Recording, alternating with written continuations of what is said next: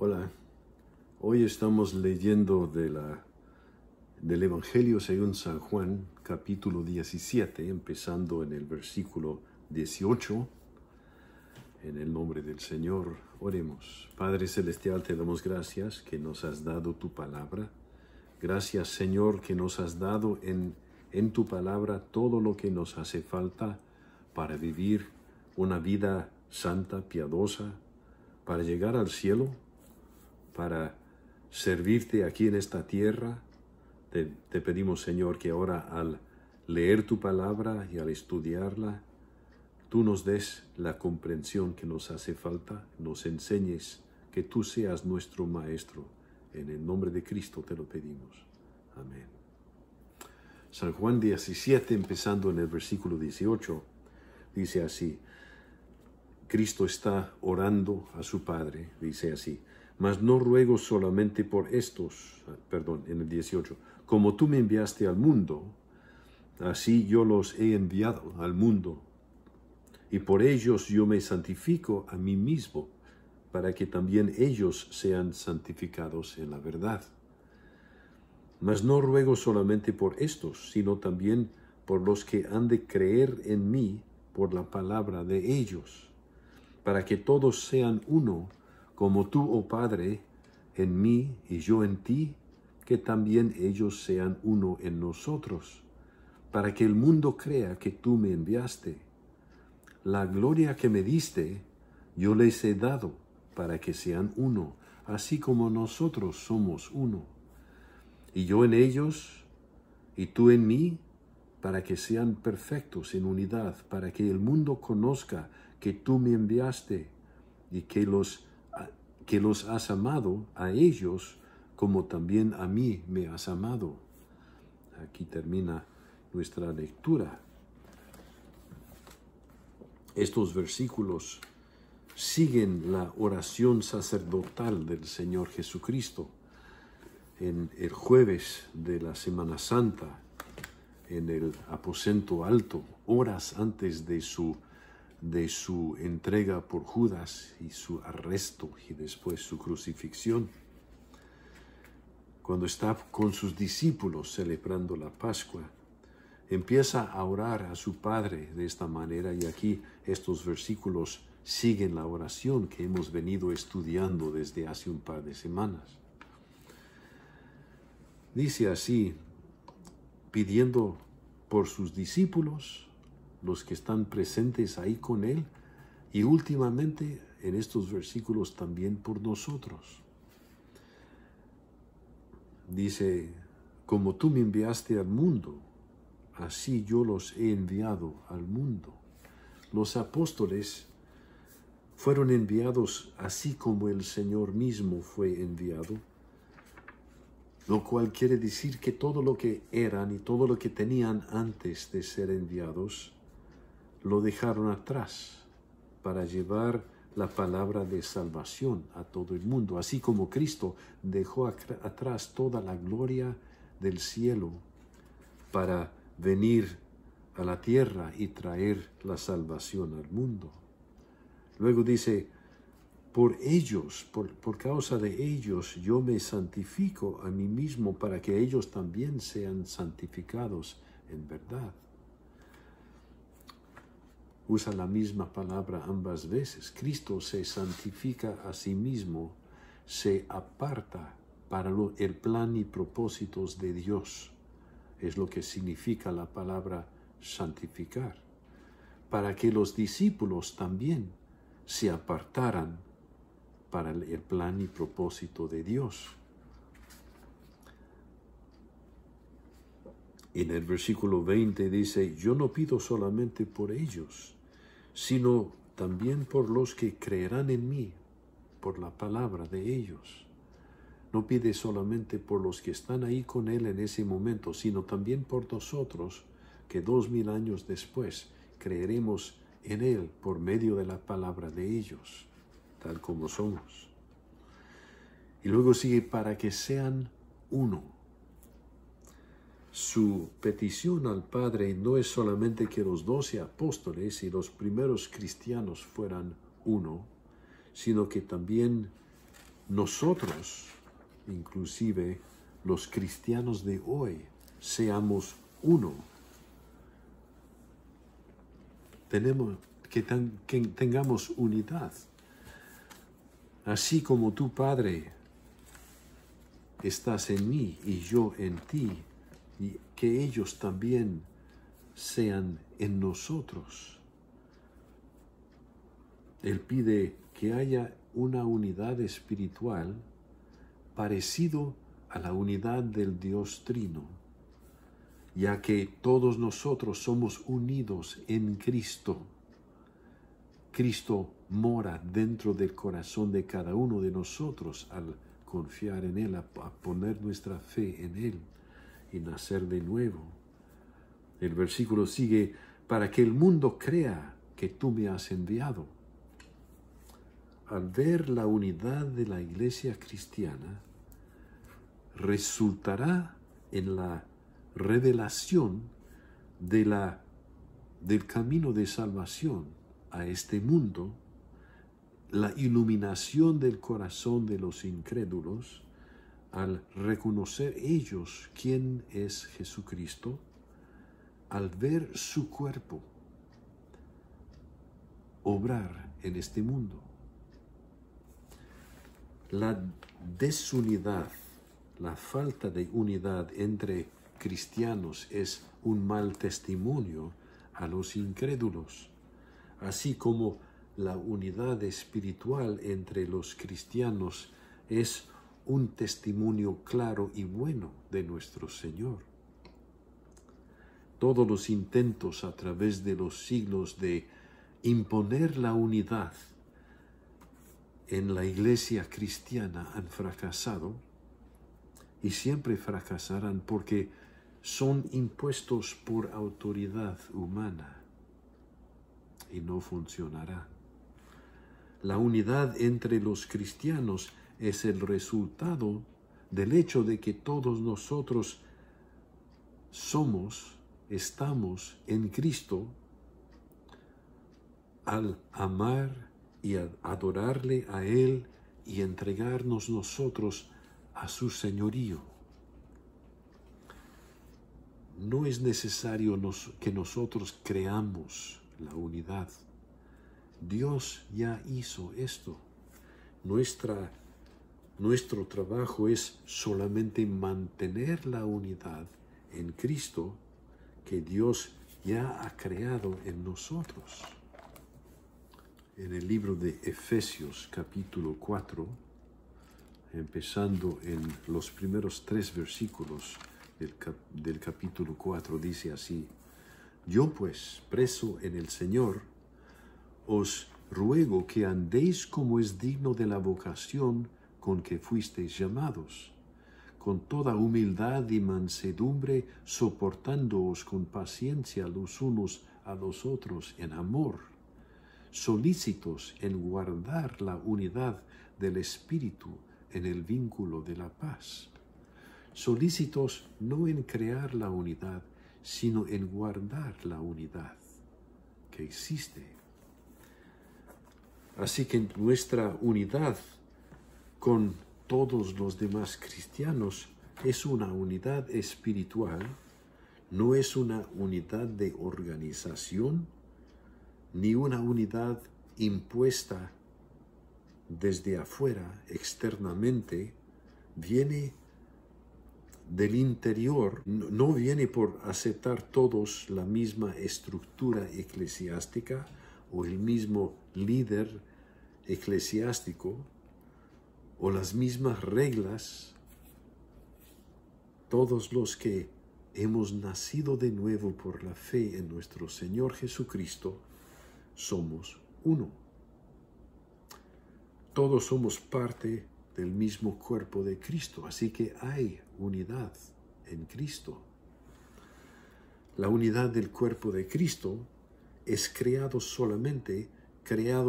ya por el Espíritu Santo dentro de nosotros y es mantenido, es guardado al andar cada uno de nosotros de acuerdo a la vocación con la que hemos sido llamados y el cargar a llevar la carga el uno del otro, como dice en Efesios, en amor y paciencia y humildad, con un espíritu de mansedumbre. Entonces, ¿de dónde vienen todas estas denominaciones cristianas? ¿Debemos tolerarlas? ¿Deben estar allí? ¿Debemos destruirlas? ¿Debemos acabar con ellas? El apóstol Pablo escribió también en 1 Corintios, capítulo 11, en primer lugar, cuando os reunís como iglesia, oigo que hay entre vosotros divisiones, y en parte lo creo, porque es preciso que entre vosotros haya disensiones, para que se hagan manifiestos entre vosotros los que son aprobados. ¿Oyeron eso? Es necesario que haya disensiones, facciones entre vosotros, para que lo que es genuino, lo que es verdadero, los que son aprobados entre vosotros sean manifiestos. Ese es el efecto de las divisiones. Así que el apóstol Pablo, el representante personal nombrado por Cristo para escribir su palabra, parece contradecir lo que Cristo pedía en su oración al Padre en San Juan 17. Pero no puede ser así, ¿verdad? El punto de Pablo es este, que la unidad del cuerpo de Cristo no es cosa de que todos estemos de acuerdo en todo punto de doctrina, todos los pormenores o toda la práctica de la fe, ni que todos reconozcamos el mismo liderazgo o la misma estructura eclesiástica, sino que todos sigamos al Señor Jesucristo, aun al reconocer estas diferencias, estas disensiones, estas facciones entre el cuerpo de Cristo. Tenemos que reconocer entonces que la unidad espiritual que el Señor pedía a su Padre en San Juan 17 es superior al factor de las disensiones, las diferencias de opinión, las divisiones que pueden presentarse en la iglesia cristiana. La unidad de la iglesia, del cuerpo de Cristo, no es afectada por la existencia de estas diferencias de opinión, denominaciones,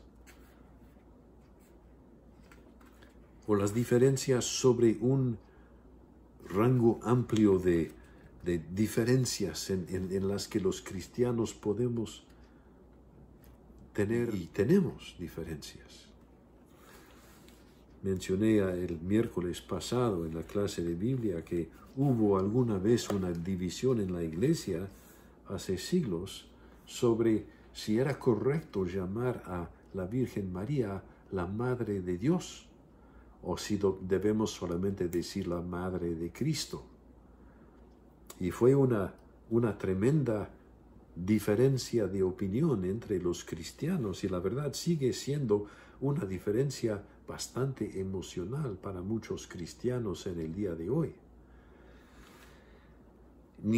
No era una discusión sobre si María era diosa o algo así, si era divina. Nadie pensaba eso. Ni tampoco era una discusión sobre si era Cristo Dios verdadero, porque todos estaban de acuerdo de que esto es claramente revelado en la Biblia, que Cristo es Dios. El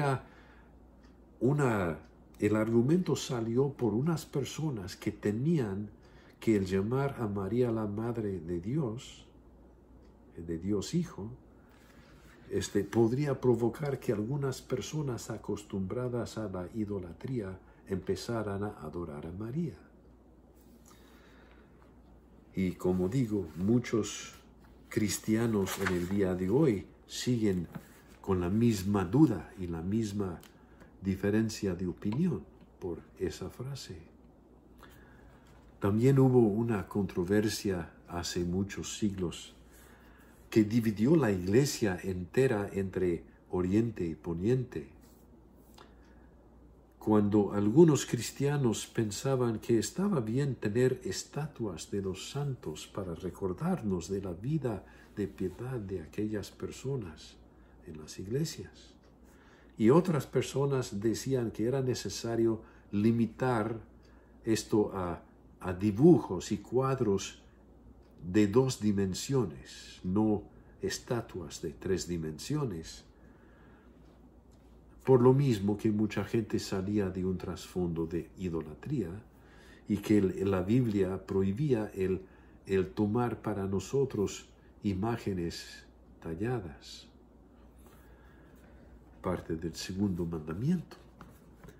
Las iglesias de Oriente al fin llegaron al acuerdo que permitirían solamente imágenes de 2 dimensiones, mientras las iglesias del Occidente, que hablaban más latín que griego para entonces, decían que no era necesario, que todo el argumento era inútil, porque lo más importante no era si la imagen es de 2 o de 3 dimensiones, sino que no adoremos a las estatuas ni a los cuadros, sino solamente a Dios.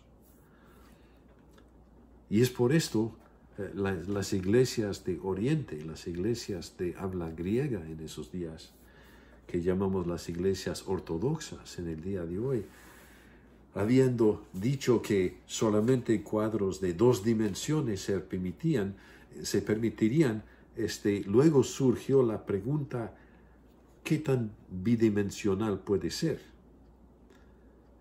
Porque algunos artistas hacían alto relieve en la cara del santo, y al fin, después de mucha discusión, llegaron a decir que, bueno, mientras no puedes agarrarle la nariz al santo en el cuadro, es suficientemente bidimensional. Si puedes agarrarle la trompa al santo, entonces es tridimensional y es imagen de talla y no se debe permitir.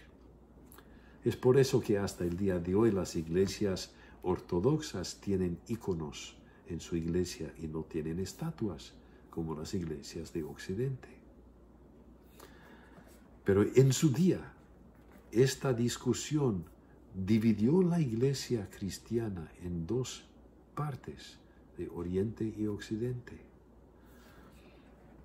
El apóstol Pablo, que escribió que era necesario, era preciso que hubiera disensiones dentro de la iglesia para que lo genuino fuera manifiesto, también nos advierte en 2 a Timoteo 2, versículo 14, recuérdales esto, exhortándoles delante del Señor a que no contiendan sobre palabras, lo cual para nada aprovecha, sino que es para perdición de los oyentes. Discutir sobre palabras, contender sobre palabras como qué tan bidimensional, o si 2 dimensiones o 3, porque no sirven para nada estos argumentos, dice el apóstol, y son para la perdición no de los que discuten, sino de los oyentes, de las personas que están oyendo a los cristianos discutir sobre estas cosas.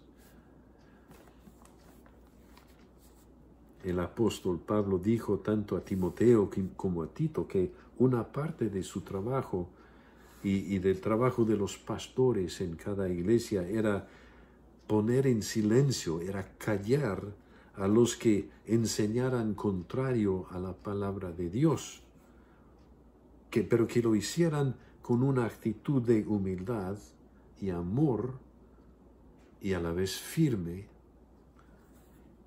Pablo expresa la esperanza de que aquellas personas sean traídas al arrepentimiento si el profesor, el pastor, o en su caso Timoteo o Tito, como representantes del apóstol, actuaran de esta manera en amor y humildad al ser firmes con ellos, que se pudieran arrepentir y abandonar su enseñanza falsa y volver a la verdadera palabra de Dios.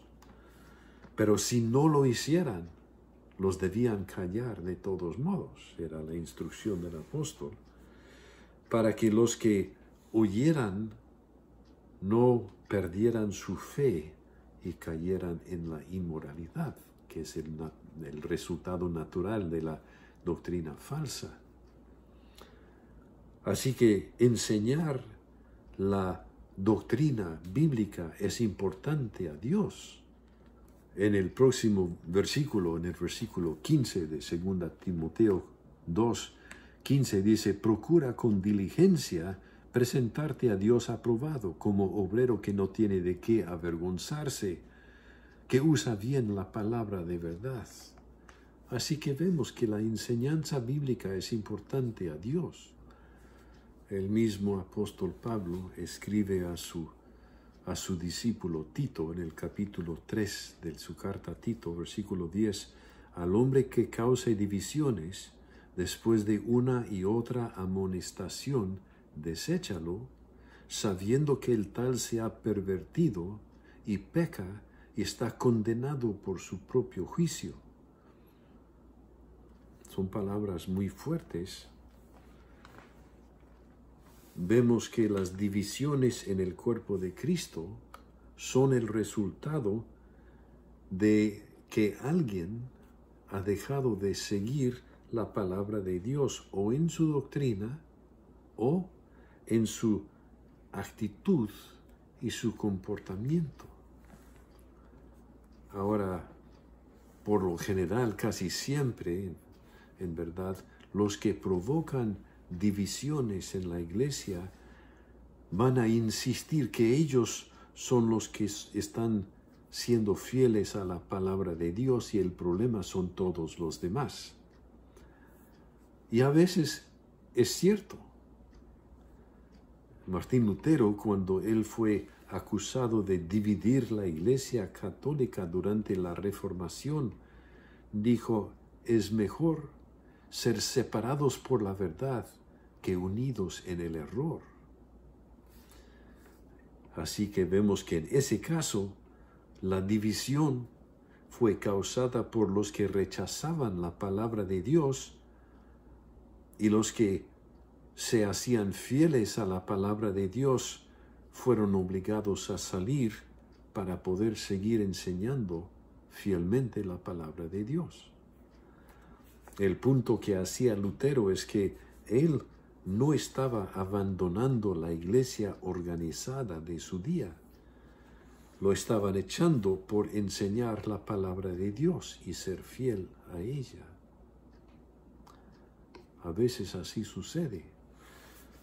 En aquel caso, la división que se provoca mostrará lo que es aprobado por Dios al ver quienes permanecen fieles a la palabra de Dios y se van por un rumbo, mientras otros que no quieren hacer caso a la palabra de Dios van por otro.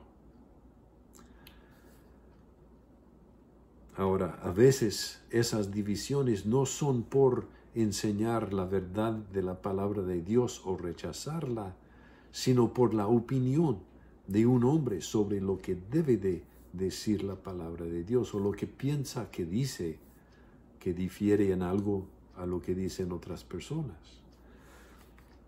Y no es tanto sobre las verdades grandes de la palabra de Dios, sino la opinión de una persona.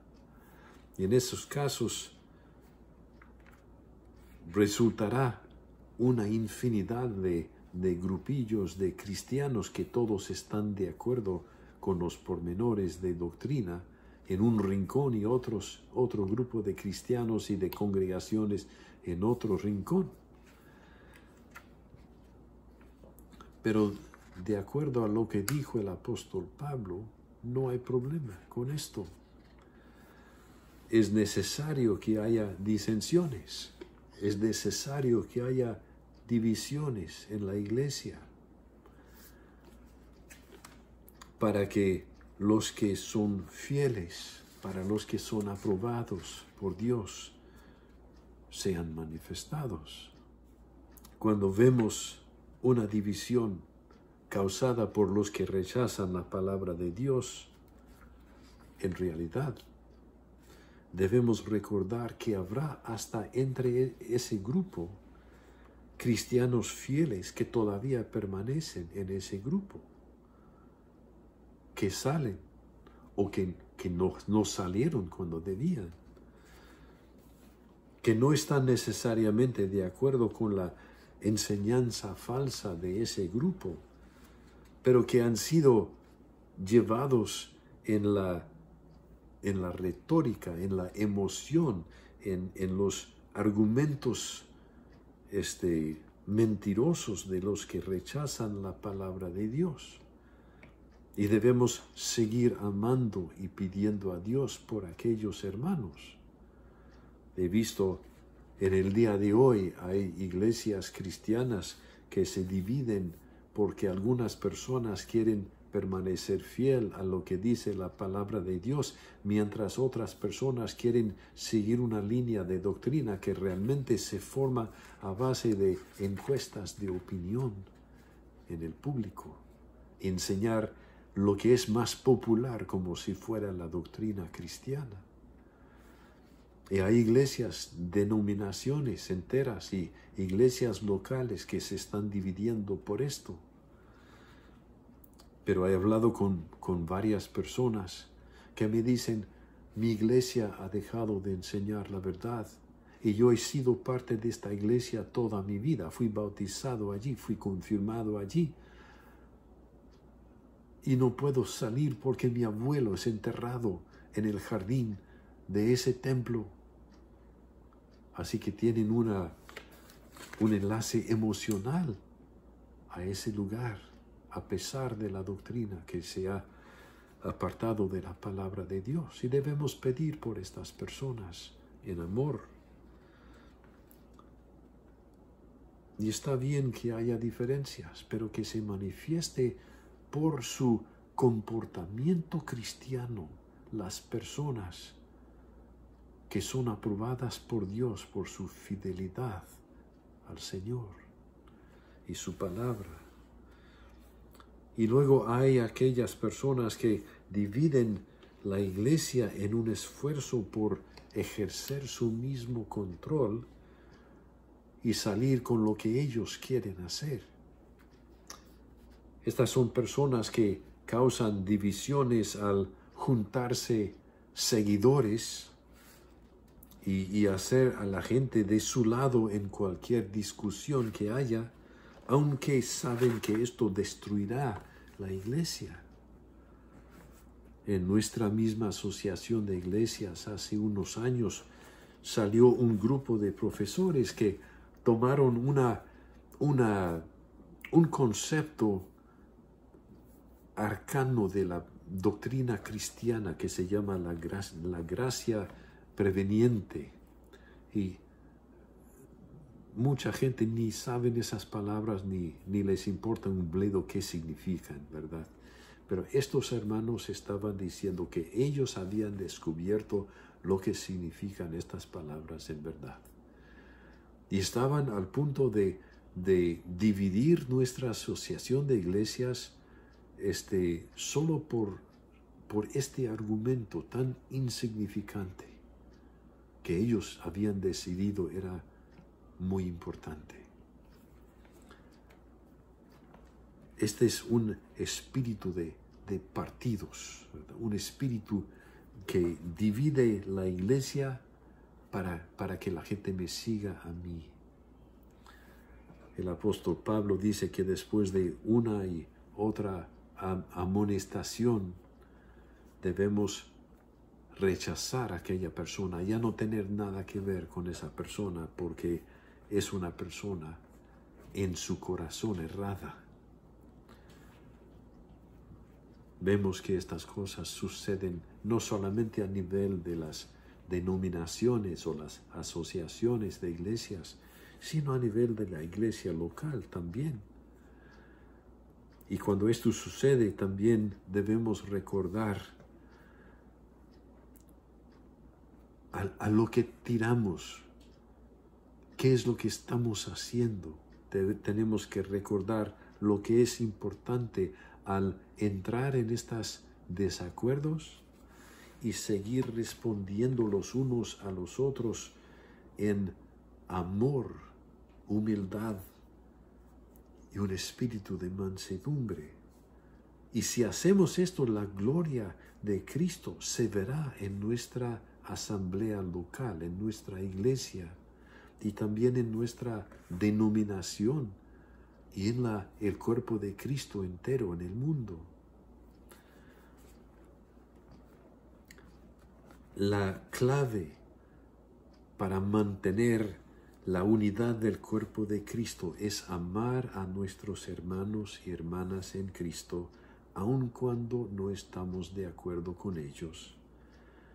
Y el responder el uno al otro en humildad y mansedumbre, por amor. Y así guardamos la unidad de la fe. Sí debemos rechazar los falsos maestros. Debemos alejarnos y no tener nada que ver, rechazar a las personas que causan divisiones. Debemos ser fieles a la palabra de Dios y seguir amando a los que aman a nuestro Señor Jesucristo, aun cuando no estamos de acuerdo con ellos. El apóstol San Judas escribió que contendiéramos por la fe, no que fuéramos contenciosos por la fe. Yo creo que algunas personas malinterpretaron las palabras de Judas. Y todo esto es para que, como dice Cristo en su oración al Padre en San Juan 17, para que el mundo crea que tú, Padre, me has enviado a mí. El Señor sigue diciendo, la gloria que me has dado, yo se la he dado a ellos, para que ellos sean uno, así como nosotros somos uno.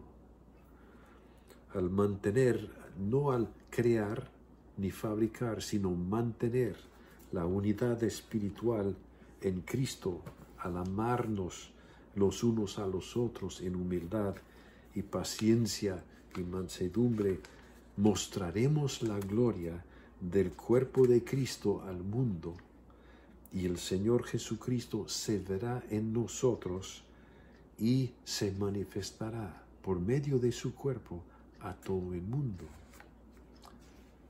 Señor Jesucristo, perdónanos las veces que hemos causado divisiones en tu iglesia al dejar de responder los unos con los otros en humildad y mansedumbre. Ayúdanos, Señor, al buscar ser fieles a tu palabra, amarnos los unos a los otros, servirnos los unos a los otros, aun cuando haya desacuerdos entre nosotros sobre aquellas cosas que provocan facciones y divisiones y disensiones dentro de tu iglesia, que tu santo apóstol dijo que serían necesarias para que lo genuino, lo aprobado, sea manifiesto. Te pedimos que aun cuando hayan divisiones, la vida espiritual genuina de Jesucristo se vea en nosotros al seguirte, todos nosotros. Amén.